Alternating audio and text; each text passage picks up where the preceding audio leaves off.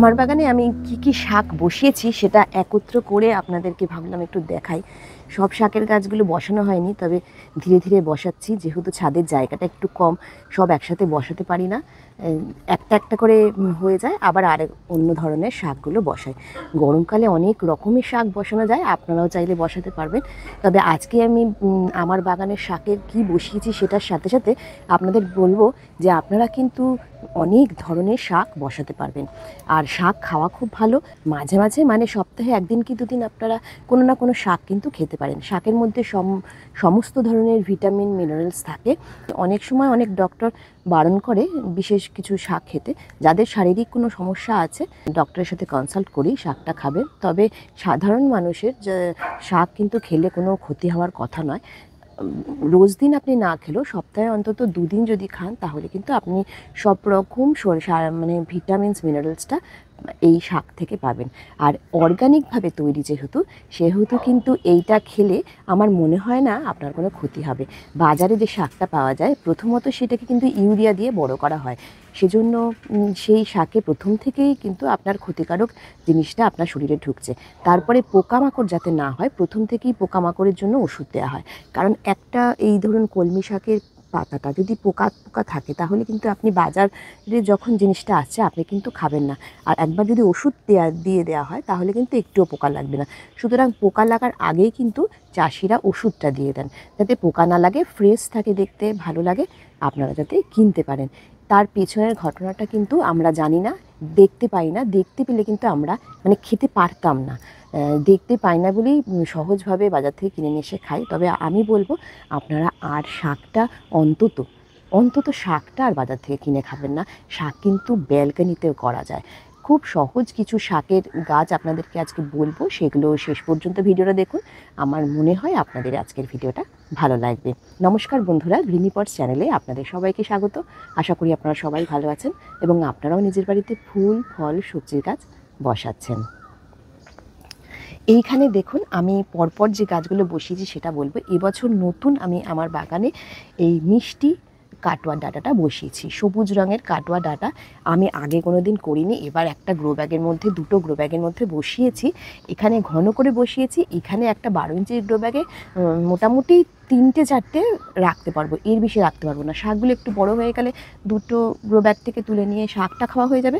তারপরে 3-4টে রেখে দেবো শাক, সেটাই আস্তে আস্তে বড় হয়ে ডাঁটা হবে। আর এইখানে বসিয়েছি দেখুন সুরেশ্বরী ডাঁটা, এটাও কিন্তু অনেকে পছন্দ করেন, আমাদের বাড়িতেও খাওয়া হয়। এই দুটো গ্রো ব্যাগের মধ্যে বসিয়েছি, 12 ইঞ্চির দুটো গ্রো ব্যাগ। এখানেও শাকটা বেশ ঘন করে বসিয়েছি, তুলে নিয়ে শাকটা খাওয়া হয়ে যাবে। তারপরে 3-4টে শাক রেখে দেবো যেগুলো বড় হবে এবং এই ডাঁটাটা পাবো। নতুন এই বছর আমার বাগানে ডাঁটা কোনো দিন আমি বসাইনি, এবছর বসালাম। এরপরে যেটা দেখাচ্ছি মানে পরপর স্টেপ বাই স্টেপ আসছি, এইটা হলো গরমের ধনেপাতা। গরমের ধনেপাতাও আমি একবার বসিয়েছিলাম, খুব সুন্দর হয়েছিল, কিন্তু তারপরে সেরমভাবে সিডসটা পাওয়া যায় না বলে বসাতে পারিনি। শীতের ধনের বীজ কিন্তু বসালে গরমে ধনেপাতা হবে না, এর বীজটা সম্পূর্ণ আলাদা, তাই আলাদা বীজটাই দিয়ে বসাতে হবে, তাহলে কিন্তু আপনারা গরমকালে ধনেপাতা পাবেন। বাজার থেকে গরমকালে ধনেপাতাটা কিনে নিয়ে আসেন, শীতকালে অনেকেই করেন কিন্তু গরমে করতে পারেন না। ধনেপাতাটা আপনারা গরমেই করতে পারবেন। এই রকম সুন্দর হবে গামলার ভেতরে। আমি গামলার ভেতরে করি যেহেতু গামলাটা একটু ছড়ানো থাকে। এছাড়া গ্রো ব্যাগগুলো এরকম দেখুন, এইখানে যে লঙ্কা গাছের গ্রো ব্যাগগুলো রয়েছে 12x9 ইঞ্চির গ্রো ব্যাগ, সেগুলোর মধ্যেও কিন্তু এই শাকের গাছগুলো করা যায়। একটু ছড়ানো পাত্র হলে শাকটা ছড়িয়ে বড় হতে পারে, আর খুব বেশি মাটির দরকার হয় না। মোটামুটি 4-5 ইঞ্চি মতো মাটি থাকলেই সেই টবের মধ্যে ভালো শাক করা যায়। ধনেপাতাটা খুব ভালো লাভজনক হয়। বাজারে গরমকালে ধনেপাতার দামও অনেক বেশি থাকে। তারপরে এটা যেহেতু বিষমুক্ত, এর মধ্যে কোনো কেমিক্যাল সার বা কেমিক্যাল কীটনাশক নেই, সেজন্য আপনি নিশ্চিন্তে এটা খেতে পারবেন। এটা যদি বাড়িতে করে নেওয়া যায় তাহলে আপনি ফ্রেশ দেখতে পাচ্ছেন সুন্দর ধনেপাতা। আর যেহেতু এগুলো কাঁচা খাওয়া হয়, চাটনিতে খেতেও কিন্তু খুব ভালো লাগে। ধনেপাতার চাটনি করতে খুব ভালো লাগে, অনেকে কাঁচাটা খেতে ঘেন্না পান। সেই ক্ষেত্রে আমরা বাড়িতে যদি করি তাহলে কিন্তু আমাদের সেই ঘেন্নার ব্যাপারটা বা ঘৃণা করবে না, এই একটা ব্যাপার। চাইলেই করতে পারেন। আর সিডস তো আমার কাছে আছে। এরপরে দেখাচ্ছি কলমি শাক। গরমে বর্ষায় কলমি শাক খুব ভালো হয়। কলমি শাকের জন্য খুব একটা রোদেরও প্রয়োজন হয় না, ব্যালকানিতেই আপনারা কলমি শাক করতে পারবেন, খুব সুন্দর হবে। একটু জলটা বেশি দিতে হয়, কলমি শাকের গামলার তলায় যদি আপনি একটা পাত্র, জলের পাত্র রেখে দেন সবচেয়ে ভালো হয়, যাতে আর জলটা দিতে হয় না। বারান্দায় এরকম করবেন, টবের নিচে একটা জলের পাত্র দিয়ে রাখবেন। কলমি শাক কিন্তু এতে পচে যায় না, এটা জলেই হয়, মানে জলের মধ্যে পুকুরের ভেতরেও কিন্তু কলমি শাক করা যায়। কি সুন্দর হয়ে রয়েছে দেখুন। আপনারা চাইলে বসাতে পারেন, না বসিয়ে বাজার থেকে কিনে কিনে খাচ্ছেন, একটু চেষ্টা করে দেখুন, এই শাকগুলো আপনারা নিজেরাই করতে পারবেন। এরপরে গরমের যে শাকটা আমরা খুব খাই সেটা হলো পুঁই শাক। পুঁই শাক অনেক দিন আগেই বসাতে পারতাম, আমার কাছে বীজ অনেক দিন আগে থেকে ছিল, কিন্তু বসানো হয়ে ওঠেনি। খুব খেতে ইচ্ছে করছিল পুঁই শাকটা, তারপর ভাবলাম বড্ড দেরি হয়ে যাচ্ছে, বৃষ্টি এসে গেলে আবার পুঁই শাকে বিভিন্ন রকম ফাঙ্গাসের সমস্যা হয়, পোকামাকড়ের সমস্যা হয়, তাই বৃষ্টির আগে পুঁই শাকগুলো বসিয়ে দিলাম। একটা এই দুটো গ্রো ব্যাগের মধ্যে বসিয়েছি, দুটো গ্রো ব্যাগে 4-5টা করে বীজ দিয়ে দিয়েছি। গাছটা একটু বড় হোক, তুলে তুলে অন্য জায়গায় বসাবো। একটা 12 ইঞ্চির গ্রো ব্যাগে একটা করে পুঁই শাকের গাছ থাকবে, এবং এটা যেহেতু লতানো, ওপরে দড়ি দিয়ে একটা মাচা মতন করে দেব, যাতে সুন্দরভাবে বড় হতে পারে। 4টে গ্রো ব্যাগে যদি বসাই তাহলেই কিন্তু পুঁই শাক খেয়ে শেষ করা যাবে না। এরপরে আমি তো বসিয়েছি এখানে, দেখুন এখানে 4টে, এখানে রয়েছে 5টা, এই 9টা গাছ হয়েছে। এতে যা পুঁই শাক হবে সারা গরমকাল বর্ষাকাল পুরো এই পুঁই শাক খাওয়া যাবে। এরপরে হলো শীতের যে পালং শাক, সেরকমই গরমেও পালং শাক আমি বসিয়েছি। সবে ছোট ছোট চারা বেরিয়েছে, একেবারে ছোট ছোট চারা, খুব সুন্দর। কিন্তু পালং শাক গরমকালেও করা যায়, কোনো অসুবিধা হয় না। শীতকালের মতনই গরমকালেও পালং শাক হয়ে যাবে। পালং শাক খেতে পারবেন রান্নায়, পালক পনির বা এরকম ধরনের কিছু করতে পারবেন। এছাড়াও পালং শাক একটা গ্রিন শরবত করে সকালবেলা অনেকে খান, তার মধ্যেও দিতে পারবেন। তার মধ্যে হলো পালং শাক, পান, তুলসী পাতা, নিম পাতা, কারি পাতা, এসব দিয়ে একটা গ্রিন জুস মতন করা হয়। সেইটা করার সময় কিন্তু পালং শাক লাগে, আপনারা সেখানে ধনে পাতাও ইউজ করা যায়। গ্রিন যে কোনো শাক সেগুলো পেস্ট করে নিয়ে একটা জুস করে সকালবেলা খেতে পারেন, এটা কিন্তু শরীরের জন্য খুব ভালো। সেজন্য আমি পালং শাক বসিয়েছি। আর ও পাশে রয়েছে ধনে পাতা, এর আগে তো ধনে পাতা এখানে দেখালামই, সেটাই আরও কয়েকটা গামলায় বসিয়েছি, যাতে পরপর একটা একটা করে হারভেস্ট করা যায়। এইটা আগে হয়েছে, ওটা পরে হয়েছে। কিছু কিছু শাক একটু ছোট রয়েছে, রোদ পায়নি ঠিক মতন করে, আর কিছুটা একটু বড় রয়েছে, ঘন রয়েছে। এই হলো আমি আপাতত শাক বসিয়েছি। এছাড়াও যে শাকগুলো হয় গরমে সেগুলো সব বসানো হয়নি, আপনাদেরকে পরে নিশ্চয়ই পরবর্তীতে দেখাতে হয়তো পারবো। আস্তে আস্তে বসাচ্ছি একটা একটা করে।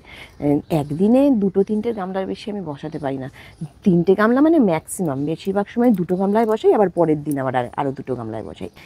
আমার কাছে যে বীজগুলো রয়েছে সেগুলো আপনাদেরকে লিস্টটা বলে দিই, অনেকেই শাকের বীজ নিচ্ছে, সেজন্য আমি বলে দিচ্ছি। আমার এই হোয়াটসঅ্যাপ নাম্বারটা দেখছেন, এই স্ক্রিনে দিয়ে দিয়েছি। আপনারা যে কটা শাক নিতে পারেন কাস্টমাইজ করে নিতে পারবেন। আপনাদের আমি নামগুলো বলে দিচ্ছি, সেই শাকের নামগুলো খেয়াল করে দেখবেন। লাল শাক, সবুজ নোটে শাক, কলমি শাক, পুঁই শাক, পালং শাক, ধনে পাতা, ধনে পাতা মানে গরমের ধনে পাতা, সুরেশ্বরী ডাঁটা, কাটোয়া ডাঁটা, পাট শাক। এই 9 রকমের শাক আমি এই গরমে আপনাদের দিতে পারবো। এই 9 রকমের শাকই আপনারা নিতে পারবেন। এছাড়াও 5 রকমের শাক আপনারা নিতে পারবেন, 7 রকমের শাক নিতে পারবেন, 9 রকমের শাক নিতে পারবেন। মানে 5, 7, 9 3টে ভাগ রয়েছে, দামগুলো আলাদা আলাদা। এখন আর এই ভিডিওর মধ্যে দাম নিয়ে কথা বলছি না, আপনারা হোয়াটসঅ্যাপ করবেন, হোয়াটসঅ্যাপ করলে দামটা জানতে পারবেন। আর আপনাদের অ্যাড্রেস, ফোন নাম্বার দেবেন। আমাদের এই শাকের বীজগুলো নিতে গেলে আপনাকে গুগল পে বা ফোনপে বা পেটিএম এইসব দিয়ে আপনাকে পেমেন্ট করে নিতে হবে। আমার এই ফোন নাম্বারটা দেওয়া ছাড়াও আমি আমার কিউআর কোডটা আপনাদেরকে দিয়ে দেবো হোয়াটসঅ্যাপের মাধ্যমে, আপনারা শাকের বীজ চাইলে নিতে পারেন। আপনাদেরকে অ্যাডভাইস করছি যে শাকটা অন্তত যারা কোনো দিন গাছ করেন না, ব্যালকানিটা তো আছে বা জানলাটা তো আছে, সেখানে একটু কলমি শাক বসিয়ে দিন। 4টে গামলায় যদি আপনি কলমি শাক বসান, সেই শাক যখন কেটে খাবেন, কোনো দিন খাননি তো, খেলে একবার বুঝতে পারবেন যে কী স্বাদ। আর সেটা আপনার শরীরে যখন যাচ্ছে, শরীরেও কিন্তু খুব ভালো একটা এফেক্ট পাবেন। আপনি এনার্জেটিক থাকতে পারবেন সারাদিন, কারণ আপনার শরীরে ভালো খাবারটা যাচ্ছে। এই যে পালং শাক খেয়ে একবার দেখবেন, পালং শাক খাওয়ার পরে আপনি বুঝতে পারবেন, মানে একদিন খেলে তো হবে না, একদিনের কথা বলছেন, এটা তো কোনো মেডিসিন নয়, একদিনে কিছু কাজ হয় না। দীর্ঘদিন ধরে আপনি বিভিন্ন রকম শাকগুলো খাবেন, খেলে বুঝতে পারবেন যে আপনি অনেক বেশি এনার্জেটিক থাকবেন, অনেক বেশি কাজ করতে পারবেন, আর সারাদিন আপনার মানে উইকনেস লাগবে না, যেহেতু আপনি একটা পিওর জিনিস খাচ্ছেন। আর সব রকম সবজি সবার পক্ষে সম্ভব নয়, সবার বাড়িতে ছাদ নেই, অনেকেই এখন ফ্ল্যাটে থাকেন। ফ্ল্যাটে যারা বিশেষ করে থাকেন তাদের জন্য কিন্তু এটা খুব ভালো একটা উপায় যে শরীরকে কীভাবে ভালো রাখবেন। আমরা এখন চেষ্টা করি যে কি করলে মানুষের শরীর ভালো থাকবে, মানুষ আনন্দে থাকতে পারবে, এনার্জেটিক থাকতে পারবেন, তাহলেই আমাদের ভালো লাগবে, আগামী দিনগুলো ভালো হবে। তা আজকের ভিডিওটা কেমন লাগলো আপনারা জানাবেন, আর গ্রিনিপার্স চ্যানেলের সঙ্গে থাকবেন। আপনারা যারা গ্রিনিপার্স চ্যানেলের সঙ্গে দীর্ঘদিন ধরে রয়েছেন তাদেরকে অসংখ্য ধন্যবাদ। আর যারা এখনও চ্যানেলটি সাবস্ক্রাইব করেননি, আজই সাবস্ক্রাইব করে রাখুন, পরবর্তী ভিডিওগুলো আরও আকর্ষণীয় আসতে চলেছে। ধন্যবাদ, দেখা হচ্ছে নেক্সট ভিডিওতে।